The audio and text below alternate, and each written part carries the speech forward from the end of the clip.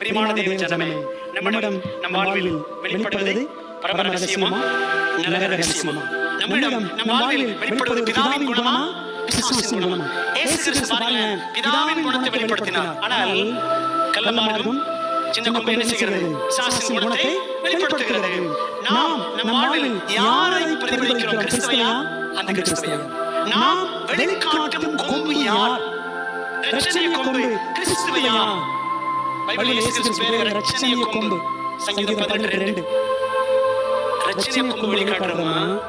நம்ம நடவடிக்கைகள், நம்ம பழக்க வழக்கங்கள், நம்ம பேச்சு, நம்ம குணலட்சணம், இதுல நாம் எந்த கொம்பு வெளிக்காட்டுறோங்க?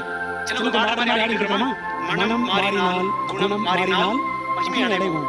மனம் அல்லது குணம் மாறாவிட்டால் மகிமை இழப்போம். அவ்வளவுதான். ஆகவே மனசுல வச்சுக்கோம், ஆண்டவரே இந்த கடைசி நாட்கள் இருக்கிறோம், நான் கிறிஸ்துவை வெளிப்படுத்துகிறேன், அந்த கிறிஸ்துவை வெளிப்படுத்துகிறேன். எங்களை சிந்தித்து நம்ம ஒப்புக்கொடுப்போம்.